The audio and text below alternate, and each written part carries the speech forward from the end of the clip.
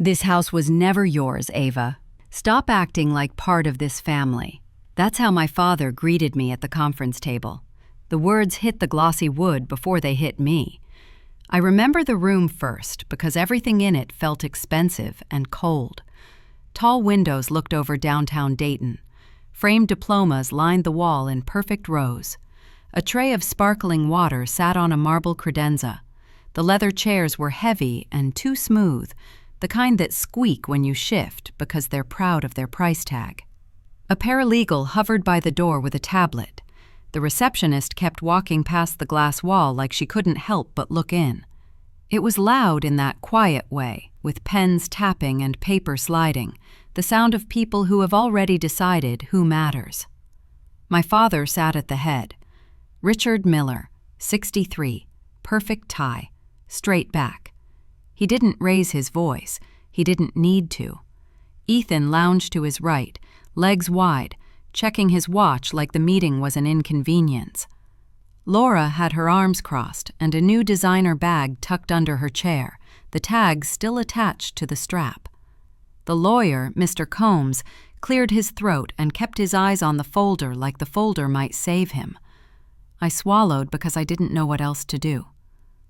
"What did you say?" Dad didn't blink. "You heard me."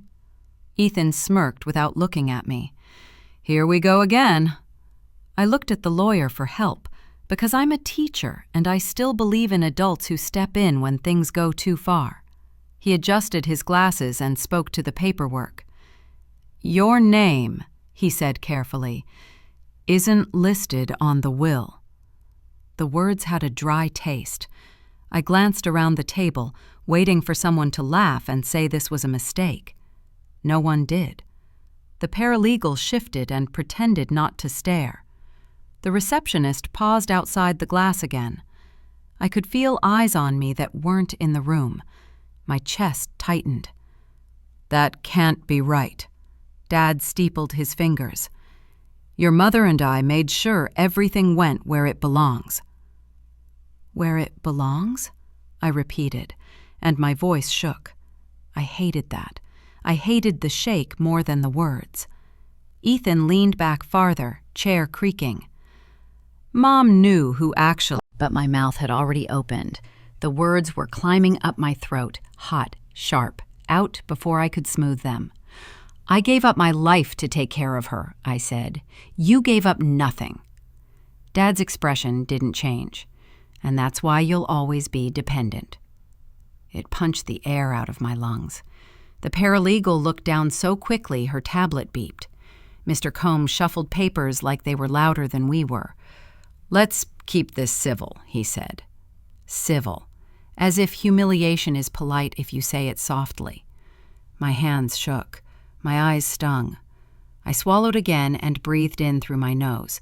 It smelled like lemon polish and new binders. I counted to 4. I'd taught anxious first graders to do that when the world felt big. I borrowed their trick. The room quieted in that heavy way expensive rooms do, waiting for signatures and approval. Mr. Combs slid a stack of documents toward me and set a black pen on top like a prop in a play everyone has seen before. "If you could just sign here to finalize the estate," he said. I stared at the lines where my name should have been. They were blank, and in their blankness they said everything. I felt the tremble run up my arms and settle in my jaw. I pressed my teeth together until it passed. I pushed the papers back. "I'm not signing anything." Ethan stood so fast his chair scraped. "God, you're so dramatic." Laura rolled her eyes. "Mom would be embarrassed." I looked at my father. He gave me nothing. The face I used to search for at school plays and softball games was a wall. For a second, the room drifted, not in some poetic way, more like my mind raised one small memory and put it in front of me like a shield. My mother's hand, thin and warm, squeezing mine in the dim light of her bedroom, her voice not much more than breath. "You'll always have this home, Ava." The oxygen machine hummed. I smelled laundry detergent and peppermint tea. Her words felt like a blanket then. In this room, they felt like a line I had to hold.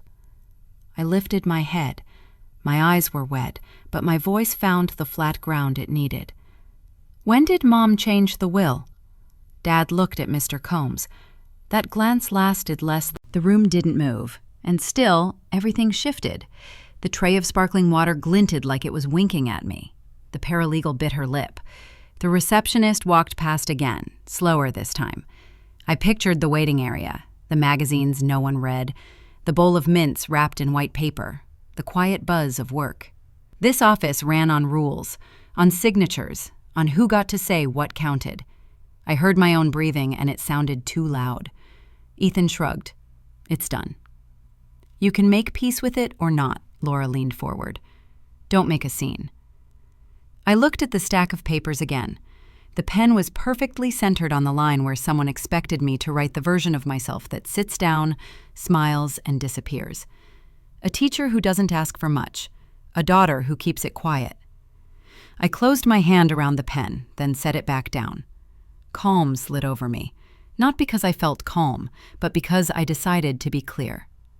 "I'm not the problem," I said. Dad's eyes finally met mine. "You're not helping yourself." My voice didn't rise. "I'm not signing." He exhaled through his nose. "Then you're dragging this out." Mr. Combs shifted in his chair. "Perhaps we take a moment." I stood. The chair squeaked, that rich little sound that says you're leaving the wrong way. My legs felt shaky, but they held. I leaned closer, just enough that the words would be for the three of them and the man who would write the billable hours. "Then I'll find out what else you changed." No one stopped me when I reached for my coat. No one said wait. Ethan muttered something I didn't catch. Laura made a noise that could have been a laugh. My father stayed seated. I remember that, the way he stayed. The hallway outside was cooler. The carpet swallowed my steps. The receptionist lifted her head as I passed and then lowered it again. I pressed the elevator button and watched the numbers climb toward me. My hands wouldn't stop shaking, so I gripped the strap of my bag until they did. In the mirrored panel, I caught my face. Pale, eyes swollen from a week of crying, hair pulled back fast because I couldn't care about hair. I looked like someone who had spent too many nights in a chair listening for a cough. The elevator doors slid open. Inside, there was soft. I pulled my coat tighter and walked into the cold air. It cut across my face and woke me up. Cars rolled by, a bus sighed at the curb. Somewhere, a siren wailed and then faded. I stood on the sidewalk with my jaw clenched and my eyes burning and said nothing. I didn't need to say it out loud yet. I had already said enough in that room. I turned left toward the parking garage, one step after another. Steady, steady, steady. The words my father chose were still sitting on my skin. The luxury of that office couldn't make them cleaner. They were meant to small-in me in front of people, to turn me into someone who signs because it's easier for everyone else. I kept walking. My breath fogged in the air. Somewhere behind me, on the 9th floor, a pen waited over a blank line. Let it wait. I wasn't finished. I drove home from the lawyer's office without the radio on. The funeral flowers slid on the passenger seat every time I took a turn, petals bumping the lid of the cardboard box. The street lights felt too bright for a day like this. When I pulled into my driveway, the porch light hadn't come on yet. My mailbox was stuffed with sympathy cards, all the same handwriting looped in careful blue ink. Everyone said I was strong. No one saw what it cost. Inside, I dropped my purse by the door and didn't turn on the lamp right away. I stood there letting the dark press in. The house smelled faintly like my mother's lotion, lavender from the cheap brand she pretended was fancy because I told her it was. I flipped the switch and the living room blinked awake. Couch with a sunken middle, a plant that needed water, the blanket folded the way she liked it, corners tucked in. The black dress itched the back of my neck. I tugged at it and told myself to breathe. 6 months earlier, this place looked almost the same, just filled with different sounds. I can still hear them without trying. The oxygen machine in my mother's room, the rattle of medicine bottles, the nightstand drawer that stuck if you didn't push it just right. I sat on the edge of her bed with a spoon, blowing on soup and counting out small sips like they were milestones. The lamp gave off a weak yellow light, and she smiled at me in that tired way brave people smile when they don't want you to be scared. "You'll always have this home," she whispered once, voice thin but certain. Then we'll be okay. I kept thinking, this is what good daughters do, I'd tell myself while scraping dishes into the trash at midnight. My hair lived in a messy bun, cold coffee cups collected on the counter. A half-graded stack of math worksheets sat by the microwave for days because I couldn't face anyone's handwriting but hers. Ethan called once a week around dinner. He'd start with, "How's she doing?" and hang up after my first sentence. I don't think he did it to be cruel. I think he did it to stay safe. Laura posted a photo of herself with a bouquet and captioned it, "Miss you, Mom," with a heart and a dove. My phone buzzed with 35 likes from her friends I didn't know. They loved her when it was easy to love her, I said into the sink once, as if the faucet needed the truth. We did a video call one Sunday afternoon. They both smiled from neat living rooms, Ethan in a golf shirt, Laura in a sweater the color of new money. After 2 minutes, they said, almost in unison, that they needed to talk about planning. They said the word inheritance like it was just a calendar item. "For planning purposes," Ethan said, "so we're all aligned." "I can't do this right now," I said, and I meant the conversation and the world. I ended the call. I sat on the closed toilet lid in the bathroom and cried into a towel so my mother wouldn't hear me. I tasted salt and detergent and felt ashamed for waking up the crying part of my body again. The house got smaller as her illness grew. The machines made a constant hush that seeped into the walls. Rain would patter against the windows and then stop, and the silence would sit with me like a person. I forgot to eat. My skin went dull. My eyes didn't look like me in the mirror, just round and tired, the way a child looks after staying up past midnight. One night I found a handful of her hair on the pillow and picked it up like a treasure, then hated myself for calling it that in my head. I put it in a drawer and closed it softly, like noise could make anything worse. "No one saw that part," I said into the air, and the room gave me nothing back. At the wake, everything was louder, brighter, wronger. The old church hall smelled like roses and coffee. People who hadn't visited once came with casseroles and stories. Laura walked in wearing a white coat that swallowed her whole, and still people laughed with her. I smiled in that tight way that says, "I'm fine because you need me to be." Inside, something slid an inch away from the place it was supposed to sit. I felt like a maid at my own mother's funeral, I told myself on the drive home that night. The words sounded dramatic, so I didn't say them out loud again. I didn't have to. The feeling stayed. When everyone left, I sat on the living room floor with half-empty wine glasses around me and my mother's blanket in my lap. I scrolled through their Instagram posts about family love and typed, "Thank you," under comments from people who hadn't shown up in months. Grief wasn't loud like I thought it would be. It wasn't a storm. It was just quiet and endless, like a hallway that turns every time you think you found the door. Thunder rolled outside and rattled the windows. For once, I let myself cry the whole way through. No neat stops, no swallowing. Later, I wiped my face with the sleeve of a cardigan and went looking for her photos. I told myself it was a task, not a feeling. My mother's old iPad sat on the bookshelf, dusty and still in its cheap case. I charged it, watched the little battery icon climb. When the home screen opened, her wallpaper was a picture of the three of us on a picnic blanket, from before we learned how to disappoint each other so well. I tapped the Photos app and got lost in faces. There she was at Cedar Point, hair blowing, laughing. There she was making pancakes, first one burned, second one perfect. I moved them to a folder with her name. I didn't know what folder names were supposed to do for your heart, but I kept trying. Then I saw a folder I didn't create. Letters for Ava. My thumb hovered. My pulse picked up the way it does before a test you didn't study for. I opened it. Inside were a few notes and one voice memo labeled Fairness.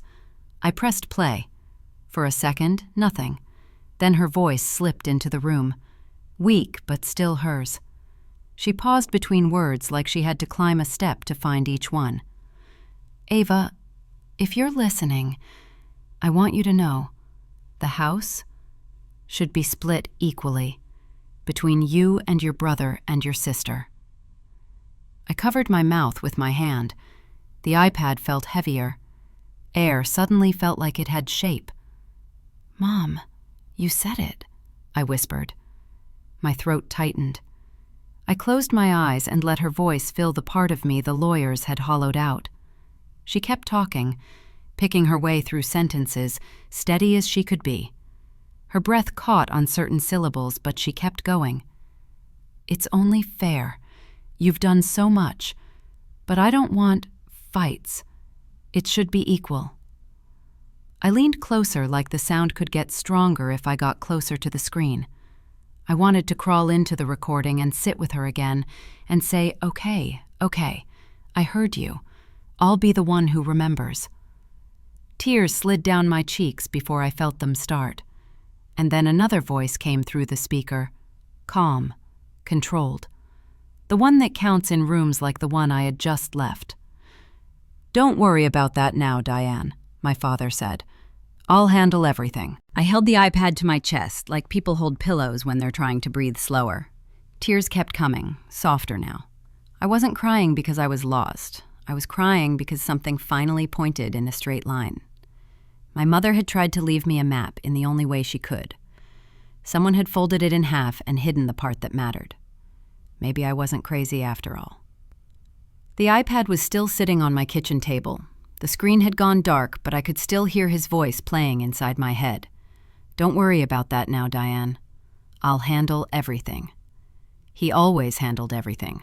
That's what he did. That's what he said. That's what I believed. I stared at the reflection of the kitchen light in the black glass and whispered, "You always did, didn't you?" The words felt heavier than the room. They unlocked something. Not a memory exactly, more like a thread that had been waiting for me to pull it. I was 10 years old again. It was winter in Ohio, one of those mornings when the air bites your nose before you even open the door. My backpack strap had torn, so I tied it with a shoelace. I stood at the end of our driveway waiting for the bus, while my brother sat inside the car with the heater running. Dad was in the driver's seat, steam fogging the windshield. He waved at me before backing out. "Boys shouldn't wait in the cold," he said when Mom asked later. "What about me?" I asked. He smiled like it was obvious. "You're tough. It builds character." Mom stood at the kitchen window, her hand pressed against the glass. She didn't say anything. That's how favoritism starts. Quietly, with excuses that sound like love. I can still feel the snow stinging my legs, still remember how my fingers ached through the cheap gloves I bought at the dollar store. I remember thinking, maybe one day I'll be warm too. The kitchen light flickered. I pulled my sweater closer around me. My throat felt dry, but I kept following the thread. Thanksgiving. I must have been 17. The house smelled like turkey and butter and the faint tang of beer on Dad's breath. Ethan was talking about his acceptance to Ohio State, and everyone clapped like he'd just cured cancer. "I'm proud of you, son," Dad said, loud enough for the neighbors to hear.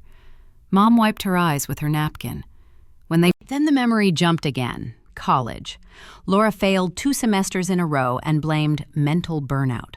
Dad paid for a private tutor without blinking. When I asked him for $200 to pay for my student teaching license, he didn't even look up from his newspaper. "You should learn to be independent, Ava," he said. That night, Mom slipped me a folded check under the table. Her hands shook.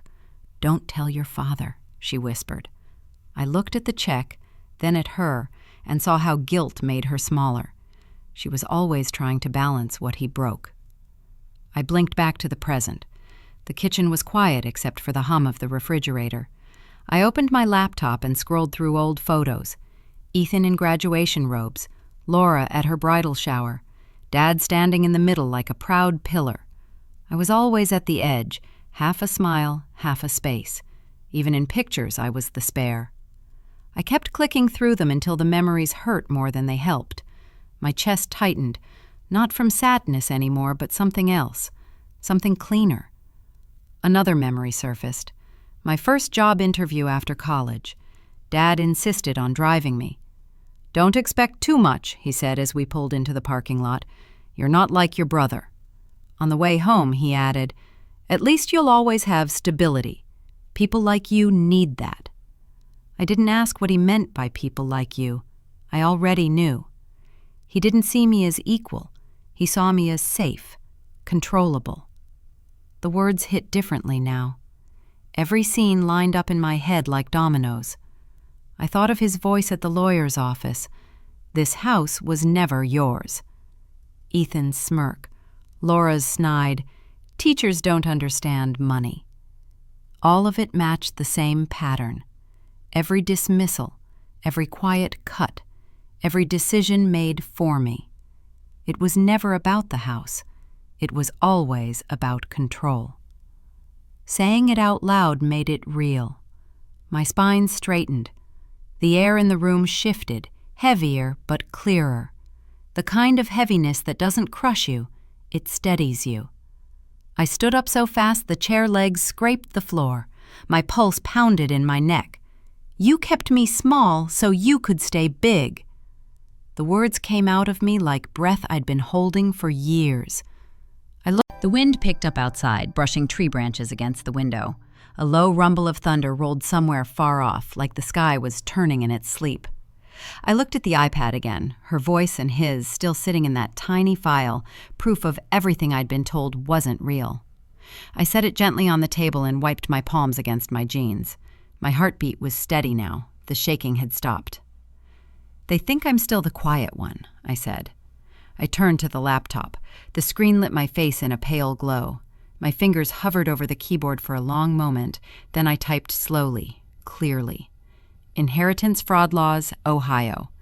The search bar blinked back at me, waiting. I pressed enter. For the first time in a long time, I felt awake. I watched the search results load and felt my jaw tighten. Inheritance Fraud Laws, Ohio, Revised Code 2107.74. I didn't know what any of it would mean for me yet, but I knew one thing. If they could lie with paperwork, then I'd fight them with it.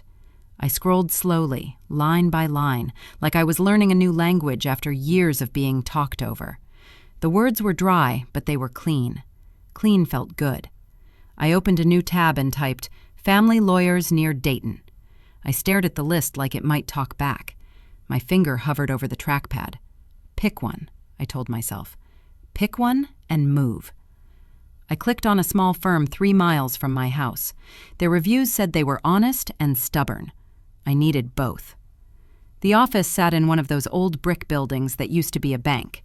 The waiting room smelled like coffee and dust, and the chairs made a soft sound when you sat down. A woman at the desk took my name and asked if I wanted water. I shook my head, because if I took anything from anyone right then, I thought I might cry. Ms. Parker met me with a steady handshake and eyes that didn't dart away when I said hard things. She was maybe late 40s, hair pulled back, a pen ready but not pushy. In her office, a window looked out over a parking lot with one crooked maple. It was the kind of place where truth could fit. "Tell me everything," she said. So I did. I told her about the funeral, the conference table, my father's line like a cold stamp. "This house was never yours." I told her about the voice memo on my mother's iPad, her breath catching between words while she said the house should be split equally. I told her about the way the room went quiet when my father's voice cut in. "I'll handle everything." My voice caught once when I said that part. I hated that it did. "Do you have the recording?" Ms. Parker asked. I nodded and put the iPad on her desk like it was a living thing. She pressed play. She didn't take notes. She didn't interrupt. When it ended, she let the silence sit for a moment, then exhaled. "If that's authentic," she said, "we might have something." "It's all I have left," I whispered. I felt embarrassed as soon as I said it, but it was true. "Then let's start there," she said. I went home and turned my dining table into a battlefield. I dumped the shoebox of receipts and sorted them into piles: gas, meds, copays. I printed old emails from my mother, notes about the furnace, the roof leak, the time we split the cost of a new water heater. I dug out a lined notepad where she'd scribbled reminders about the lawn service and who to call if the basement smelled like mildew. I made a timeline with highlighters and sticky notes because that's what I know how to do. Order out of chaos. Teachers are good at that. I didn't know what justice looked like, I said out loud, partly to keep myself from sinking. But I know what it should sound like. I tapped the iPad. My mother saying "Fair to all." I scanned everything and uploaded it to a folder that I shared with Ms. Parker. Within an hour, she called. "I got the probate records," she said. Her voice had a different weight. My stomach dropped. "The will was updated 3 weeks before your mother passed." I didn't say anything for a few seconds. 3 weeks. I pictured my mother trying to hold a spoon. I pictured her hand shaking when she wrote her name on Christmas cards. "Can you send me a copy?" I finally managed. "It's on its way," she said. "Take a look." The email arrived. I opened the PDF and stared at the signature. It looked like my mother's name wearing a cheap mask. The notary office was in a strip mall between a nail salon and a tax service. I parked and sat with my hands on the wheel until my breath evened out. Inside, a young guy in a button-down greeted me. He had that look of someone new to saying official things. "I need to ask about a file," I said.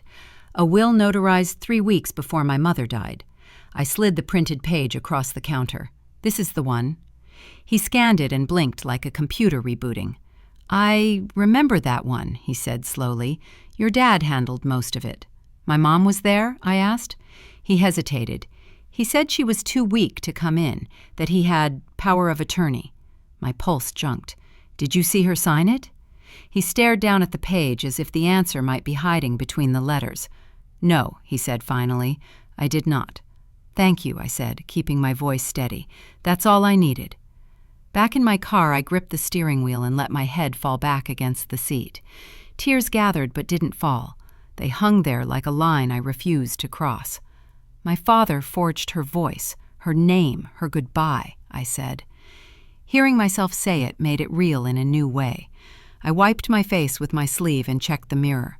My eyes were red. My mouth looked firm. "If he thinks I'll stay quiet again," I told the woman in the mirror, "he doesn't know me anymore." I went back to Ms. Parker with notes, printouts, and the notary's words written exactly as he'd said them. She spread everything out and moved pieces like she was putting together a stubborn puzzle. "This could get ugly," she said, looking up at me. "Family cases always do." "It already is," I said. "Are you ready for what comes next?" I sat taller. "I've been ready since the funeral." She studied me for a breath, then nodded. "Okay. We'll get an audio expert to authenticate the recording. We'll request the original documents and the notary log. We'll be careful. We'll be thorough." Careful and thorough, my 2 favorite words in that moment. That night, home felt different. Not safer, not yet, but unsettled in a way that seemed honest. The neighborhood was quiet, the kind of quiet that lets you hear leaves drag across the sidewalk. My phone buzzed. A text from Ethan lit up the screen. I slept lightly and woke before the alarm, the kind of morning that feels like a test. I made coffee and stood at the sink while the kettle clicked. Early sunlight spilled in a thin line across the floor. I grabbed my bag and opened the front door, ready to leave for work. The yard was still, dew shining on the grass. For 1 second, it looked like any ordinary morning. Then I saw my car. All 4 tires sat flat against the driveway. Not slow leaks. Not bad luck. Deep, deliberate cuts, neat as a lesson. I didn't scream. I didn't cry. I stood there and looked. The air felt sharp in my lungs, but there was no surprise in it, just confirmation. "They wanted to stop me," I said. "All they did was prove I was right." I took out my phone and dialed Miss Parker. My hands were steady now. When she answered, I didn't apologize for calling early. I didn't explain the weather or the coffee or my plans for the day. "I'm all in," I said. The morning after the tires were slashed, I stood in the driveway staring at my car. The air was cold enough to sting, but I barely felt it. 4 flat tires, clean cuts, deep and deliberate. My phone kept buzzing in my pocket. Missed calls from Dad, Ethan, unknown. I didn't need to answer to know what they wanted. They didn't just want me quiet, I said to myself. They wanted me scared. I knelt down, snapped a few photos, and sent them to Miss Parker. She texted back almost immediately. "Document everything. Don't react emotionally." I texted back. That's the hardest part. By evening, I couldn't take the silence anymore. I drove to my father's house on a spare tire, my hands shaking the whole way. He opened the door halfway, like I was a stranger trying to sell him something. "You did this, didn't you?" I said. My voice came out steadier than I felt. He looked at me like he pitied me. "You're tearing this family apart, Ava." I almost laughed. "No," I said quietly. "You already did." "After everything I've done for you!" His voice rose like a preacher's. "You mean after everything you took?" For a moment, his expression cracked. Then the door slammed. I stood there on the porch, heart pounding. "Ava," he said, rubbing the bridge of his nose, "is everything okay at home?" I froze. "Why?" He sighed. "Someone sent screenshots. Parents are talking. They said you're unstable." I stared at him. "You know me, Mark." "I do," he said. "But this kind of thing spreads fast. Just keep your head down for now, okay?" I nodded, left before he could say anything else. The hallway blurred as I walked out. They didn't just take my home. They were trying to take my name. I sat in my car in the school parking lot, gripping the steering wheel so tightly my knuckles went white. "Breathe," I whispered. "Just breathe." Ms. Parker's words echoed in my head. That's what they want. I opened the voice memo app on my phone, hit record, and said, "If anyone ever hears this, I didn't stop because I was wrong. I stopped because I ran out of strength." I stared at the screen, then deleted it. "Not yet," I said. That evening, I met Ms. Parker again. She poured 2 cups of coffee, no small talk. "They'll always hit where you're softest," she said. "Family does that best." I nodded, too tired to speak. "He's suing me, isn't he?" She didn't answer right away. Instead, she slid a document across the table. "Richard Miller versus Ava Miller, harassment complaint." I stared at it until the words blurred. "He's suing me," I said flatly. "It's a scare tactic," she said. "Happens all the time." I laughed under my breath, short, sharp, bitter. "He's using the law the same way he used love, as leverage." Ms. Parker didn't disagree. When I got home, I started documenting everything. Every text, every call, every message from my family.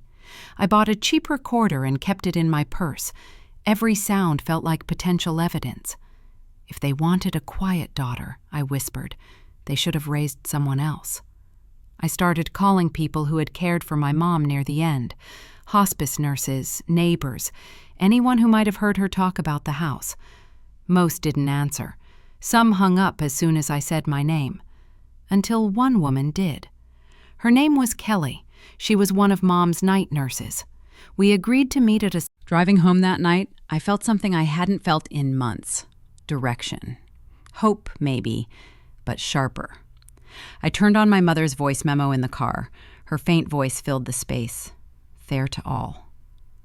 "I will, Mom," I whispered. "I promise." My phone buzzed on the seat beside me. A court notice. Richard Miller versus Ava Miller. Harassment claim. I exhaled, staring at it until a laugh slipped out, small and humorless. You can't scare me anymore. By the time I got home, the sun had gone down. The streetlights buzzed faintly. I climbed the steps to my porch, and there it was, a folded note taped to my front door. No envelope, no return address. I pulled it off and unfolded it under the porch light. "Drop it, or next time it won't just be your tires." I stood there for a long time, the paper trembling slightly in my hands. Then I folded it neatly, walked inside, and slid it into an envelope I labeled evidence. "They think threats will stop me," I said quietly, "but all they do is remind me I'm close." I locked the door, sat on the couch, and looked at my phone. Then I called Miss Parker. When she picked up, I didn't bother with hello. "Let's go to war," I said. The sky was the same color as the courthouse, flat and tired.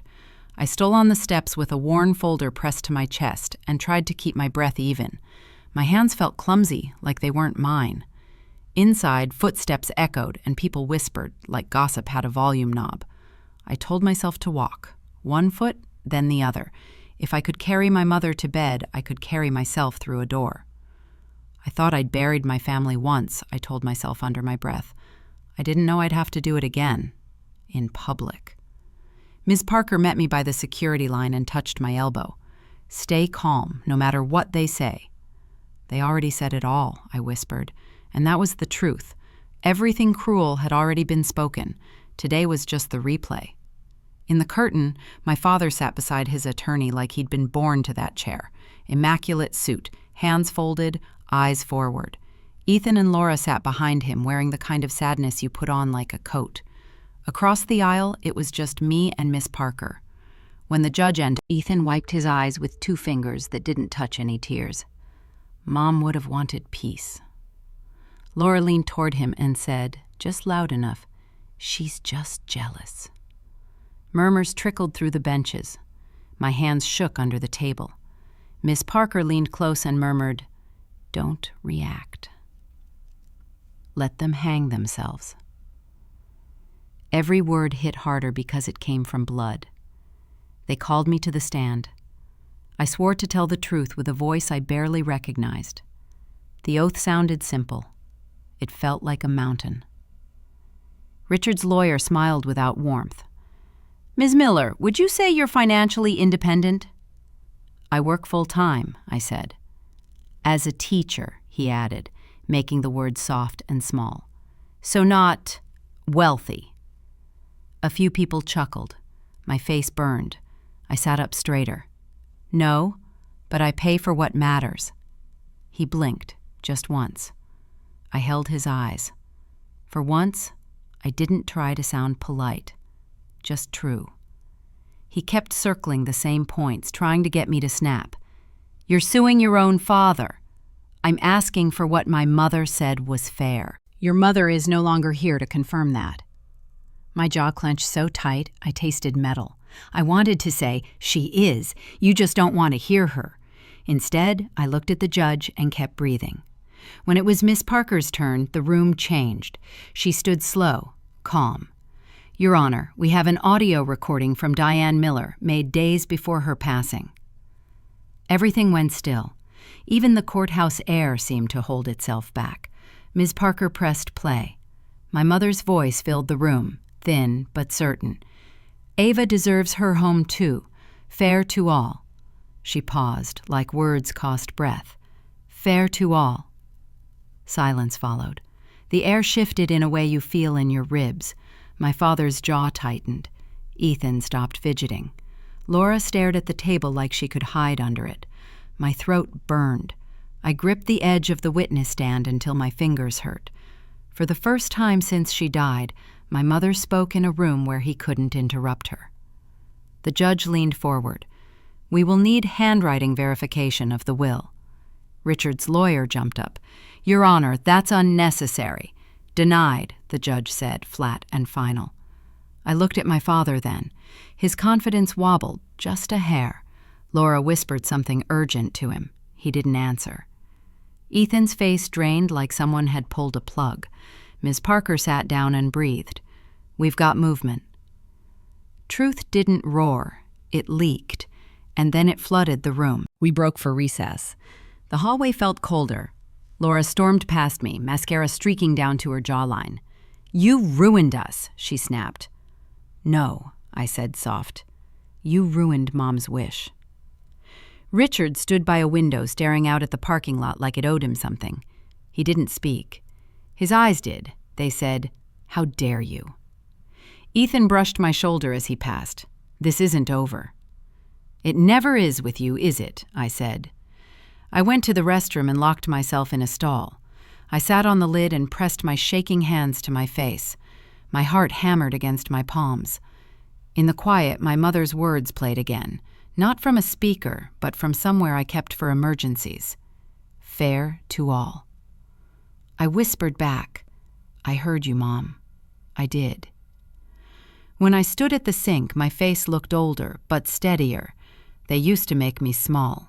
Not anymore. Back in the courtroom, time felt slow and fast at the same time. The handwriting expert took the stand. He was careful, precise. He spoke like someone who respects paper. He described strokes and angles and pressure.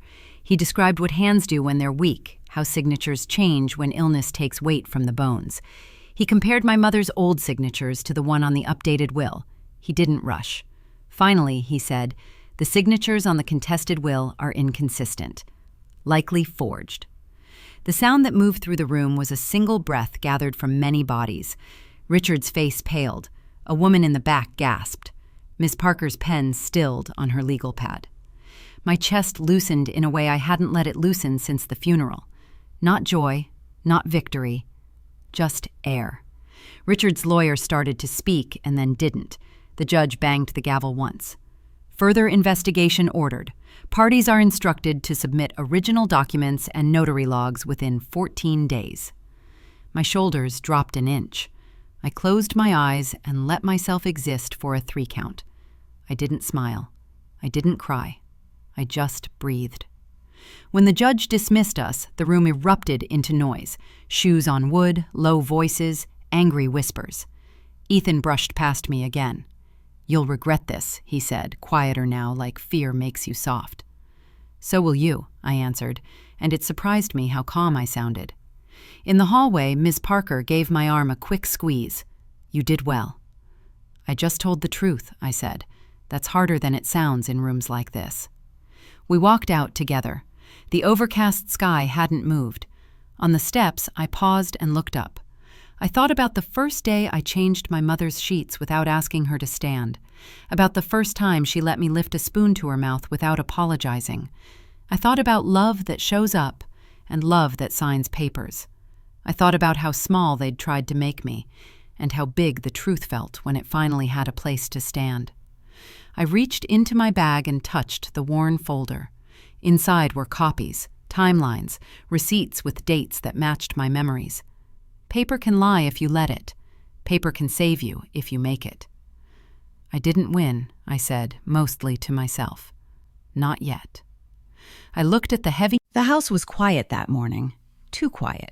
For once, it didn't bother me. I sat at the kitchen table with my hands around a cup of coffee that was already going cold. The verdict from yesterday still echoed in my head. Likely forged. 2 words that changed everything and nothing at the same time. Silence feels different when truth finally lives inside it. It doesn't weigh you down anymore. It sits beside you, breathing steady. I hadn't felt that in years. The phone buzzed. Ms. Parker's voice came through, calm as always. "They'll come to you now," she said. "That's what people do when they know they're losing." I smiled into the steam of my coffee. Let them. By noon, someone did.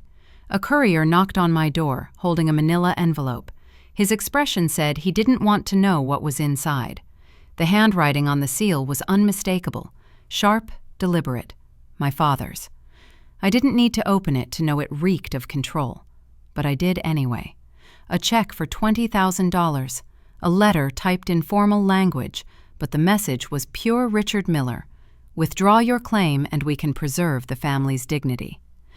I held the paper between my fingers until it started to tremble. He still thought I had a price. He still thought everything was about transactions. I called him. He answered after the second ring like he'd been waiting. "You think this fixes it?" I asked. He let out a long sigh, the kind that sounded like disappointment disguised as authority. "It fixes what you broke." "You stole a house, Dad." "I kept order." For a moment, we both listened to each other breathe. Then I said, "You lost that the day you signed her name." And I hung up. He was still bargaining like I was a child trading chores for allowance. That afternoon, I went to see Miss Parker. Her office looked like a library that had been through a storm. Papers everywhere, coffee stains, sticky notes clinging to every surface. It smelled like stress and strong coffee, but it was the only place I felt safe. She handed me a file. "The judge has everything now. They'll call for the ruling soon." I nodded, but my eyes were on the photo taped to her binder. My mother smiling, wind in her hair. "If Mom were here." Ms. Parker didn't let me finish. "The estate shall be divided equally among all legal heirs." For a second, no one moved. Then I heard Laura's quiet gasp, Ethan's sharp breath. My father didn't move at all. His eyes fixed straight ahead, as if staring long enough could rewrite what he'd just heard. The gavel hit the desk. That sound, the pause before it and the echo after, it felt like something breaking that was never mine to hold in the first place. Outside, the air hit me like water. The courthouse steps were crowded. Reporters, onlookers, voices blending together into something shapeless. "Ava, how does it feel to win against your own father?" someone shouted. I looked at the microphones, the cameras, the curious faces that would forget me by tomorrow. "It doesn't feel like winning," I said quietly. Ethan's voice cut through the crowd. "You happy now?" I turned to him, calm. "I'm free now." He blinked like he didn't understand the word. Laura was on the phone, crying loud enough for everyone to hear. My father walked right past me without a word. His shoulders seemed smaller, but his pride was still there, hanging off him like an old coat. He didn't lose to me. He lost to the truth he built walls to hide from. That night, Ms. Parker stopped by with a bottle of ginger tea. We didn't say much. She sat at my table and looked at the old clock ticking too loud for the moment. "Congratulations," she said finally. I poured the tea. "You ever notice justice never feels clean?" She gave me a small, tired smile. "Because it always costs something." I traced the rim of my cup with one ginger. It cost everything that used to be family. We sat in silence after that, both of us knowing that sometimes winning feels a lot like grieving. It was almost midnight when my phone buzzed again, a voicemail from my father. His voice came through soft, calm, the same tone he used when I was 10 and forgot my lunch. "You think you've won something," he said. "But this family doesn't forget. You'll regret this." I listened to it twice, once as a daughter, once as someone who'd stopped being one. Then I deleted it. He always mistook fear for control, but I wasn't afraid anymore. Later, I walked through the house, the one I stared at it for a while. My reflection in the dark glass looked steady, not scared. I placed the phone face down on the table, took a slow breath, and said it out loud this time. To no one, to everyone. Let them come. Then I walked down the hallway and turned off the light. Morning light slid across the floor like it had been waiting for me to notice it. I stood in the middle of the living room, surrounded by boxes, folded linens, a stack of picture frames facing down. The house didn't feel like mine. It never had, but today it finally felt finished. For months it had been full of voices, lawyers, family, my own thoughts echoing off the walls. Today there were only birds outside and the faint hum of the fridge. My hand brushed the wall on the way to the window, and I caught it again, the light, powdery smell of my mother's perfume living in the paint. I walked the hallway slowly. My heels made soft taps on the wood I used to mop at midnight when Mom couldn't sleep. The past didn't come back like a movie. It arrived in small pieces. The sound of my mother humming while she folded towels, my hands cupping a bowl of soup, testing the heat, the quick, ordinary laugh we used to share when the cat chased dust. This house had more versions of me than I could count: the caretaker, the daughter, the disappointment, the survivor. I let each one walk past me and didn't ask them to stay. In her bedroom, the air felt a degree cooler. The dresser was still half full because I couldn't bring myself to empty it all at once. I pulled out the top drawer to wrap a few scarves and saw it, a sealed envelope tucked behind the runner. Dust clung to the edges. My name was on the front in slanted letters I knew as well as my own. I sat on the floor before I opened it because my knees went soft. Inside was a birthday card with a watercolor flower. The handwriting was uneven but undeniably hers. "I'm proud of you, my steady girl." That was it. No lecture about keeping peace, no instructions, just pride. My throat closed. I pressed the card to my chest like it might keep something from falling out of me. The quiet broke. I cried the way I never let myself cry at the funeral, face in my hands, shoulders shaking, no one to perform for. When the phone rang. "Funds will be transferred next week," Ms. Parker said. The calm in her voice had settled into mine over the past months. "And then it's really over," I said. "Over isn't bad, Ava. It's just different," I smiled, eyes stinging in a soft, tired way. "You know, my mother would have been proud." "I think she already told you," Ms. Parker said, like she knew about the card without me saying it. We said goodbye without making promises about staying in touch. Some people are meant for the battle, not the aftermath. Not 2 minutes later, my phone buzzed again. Laura. I considered ignoring it, but opened it anyway. "You'll end up alone anyway." I let the message sit on the screen until the sting dissolved. I typed back without anger. Better alone than dishonest. I set the phone face down and felt my shoulders drop. For the first time, her words didn't burrow into me. They just sounded small, like a door clicking shut in a distant room. The next thing on my list was a different kind of goodbye. I sat at the little desk by the window and opened a blank email to my principal. Subject: Resignation, effective immediately. The cursor blinked like it was trying to talk me out of it. I thought about the gossip, the meetings, the way he had looked at me with concern and calculation. I thought about the kids who drew me pictures of lopsided cats and suns with too many rays, and wrote, "Thank you, Miss Miller," in shaky block letters. I thought about the version of myself that kept showing up for everyone but me. I typed 2 paragraphs that were honest and kind, and ended with my name. I pressed send. A second email waited in the drafts, the one to my family's group chat. I read it twice, changed nothing, and sent that too. "Thank you for teaching me that silence isn't loyalty." The click felt final. Not loud, just final. By late afternoon, the house looked both emptier and messier, a strange mix that happens before you move. I did a last walkthrough with a glass of water in my hand, touching door frames as I passed. The kitchen smelled like dish soap and lemon. I stood at the stove and said a recipe out loud I could make in my sleep. Onions until soft. Add chicken stock, simmer, stir, taste, wait. In the living room, I ran my palm across the back of the couch where Mom. Night fell in the way nights do in quiet neighborhoods, softly and all at once. I made tea and took it to the porch steps. The air brushed against my face in a way that felt like being allowed to sit still. I listened to crickets and a car door somewhere, and the small clink of my mug against the step. Behind me, the house was dark. For once, it didn't feel like a weight pressing on my back. It felt like a body I had carried as far as I needed to and then set down. Some endings don't echo, they just exhale. My phone lit up beside me, a new email. I opened it and saw the confirmation. Listing approved.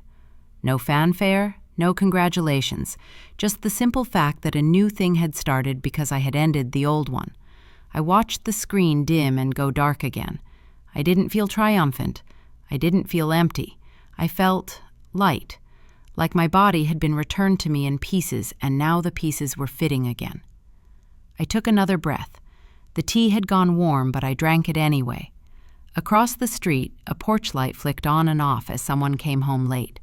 I rested my chin on my knees and thought about that card in the drawer, the slanted letters, the word steady. That was never a glamorous word. No one ever praised you for being steady at a holiday table. But it had carried me here. It would carry me wherever came next. I didn't plan the next step on that porch. I didn't write a list or make a promise to be new by morning.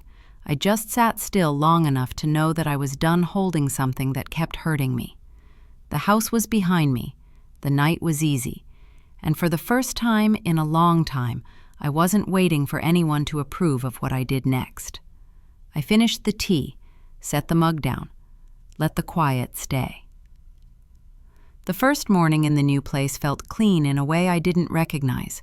Early sunlight slipped through thin curtains I bought on sale, and the floor didn't creak the way the old one did.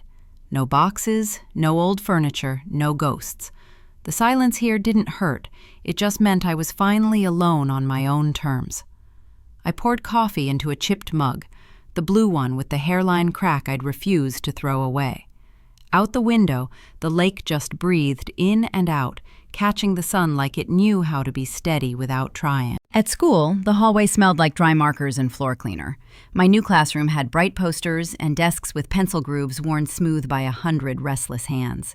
I clipped on a name tag, Miss Miller, grade 4. A few kids ran toward me holding a crooked bouquet of grocery store daisies. "We missed you, Miss Miller!" I laughed before I could help it. The sound surprised me. Light, easy, nothing to hide. I missed you too. Between lesson plans and a fire drill, I caught myself humming while sorting math folders. I hadn't noticed the habit return until Mrs. Ramirez poured coffee beside me in the teacher's lounge. "You look lighter," she said. I smiled. I finally am. I watched the kids sprint across the playground, jackets unzipped, faces open to the sun. Peace didn't arrive like a storm passing. It came quietly, like breath after a long cry. I held that thought for a few seconds and let it settle. That evening, I opened my laptop at the small table by the window and pulled up the document I'd been building in spare moments, the Diane Miller Memorial Scholarship, for students who care for family while studying. I read the lines out loud to the empty room. For those who stay when it's hardest and love without witness. I thought about late-night drives to the hospital, grade books balanced on my knees, the shoebox of receipts no one saw. I thought about kids like me who would never ask for help until someone told them it was allowed. I pressed submit. It wasn't about money, it was about memory, and turning it into something the world could hold without breaking it. The rest of the week found its rhythm without asking permission. I jogged around the lake in the early evening, not to punish my body, but to thank it for carrying me. I cooked simple dinners for one and ate them at the table instead of over the sink. I read by lamplight until my eyes got heavy, the cat pressing warm against my ankle like an anchor. I wrote lists in a journal labeled Future Plans, small things, fix the leaky faucet, try the Saturday farmer's market, memorize 3 constellations. I used to think freedom meant escape. Turns out it just means space, to breathe, to choose, to stay. One night, I opened a clean page and started a letter I didn't plan to mail. Dear Dad, you were wrong. The next day, during recess duty, a girl named Kayla tugged on my sleeve. "Miss Miller, do you know why people say turn the page?" I crouched to her height. "Because you can't read the next part if you stay stuck on the last one." She considered that like it might be useful later. "Okay," she said, then sprinted toward the swings. I watched her go and felt a laugh rise in my chest. Kids have a way of naming truths you've been walking around all day.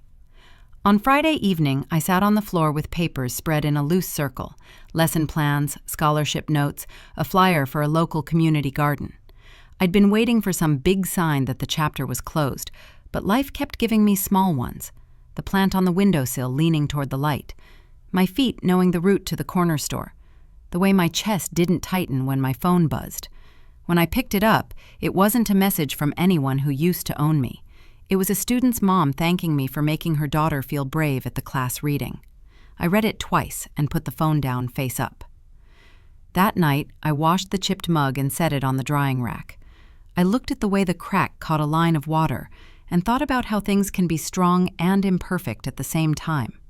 I didn't need to replace it to believe in its use.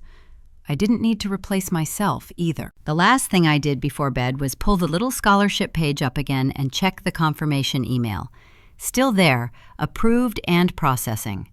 I closed the laptop and, without meaning to, said out loud, "Good." Then I laughed at myself and turned off the light. The next morning, I woke before the alarm. I wrapped a sweater around my shoulders and carried my coffee to the window. The lake held a soft haze at the surface. The sun rose clean and unhurried, painting everything in that pale gold that always feels like permission. My reflection found me in the glass. For once, I didn't look like I was waiting. I looked like someone who had arrived. "Family can take everything," I said, tasting the words to be sure they still fit, "except who you become after." A faint smile found its way to my mouth. I took a sip and let the warmth sit. The silence didn't ask me to fill it. It let me be. I thought of the girl in my class who brings her little brother to pick up because her mom works late. I thought of the boy who pretends he's not scared to read out loud and then does it anyway. I thought of all the students I'll never meet who will apply for the scholarship with shaky hands and honest hearts. I see you, I said softly, to every version of me that stayed up at night to keep someone else breathing. I set the mug down and opened the window. Fresh air pushed into the room without effort. I stood there and let it move across my face, into my hair, down my arms. No dramatics, just morning, just me. If you've made it with me to this point, if any part of this felt like a hallway you've walked down, tell me what you would have done. Would you have fought the same way? Would you have taken the settlement, kept the house, stayed quiet? Or would you have picked peace, even if it looked like starting from zero? Drop a comment, share your own story, or just say hi. I'm here, and I'm listening.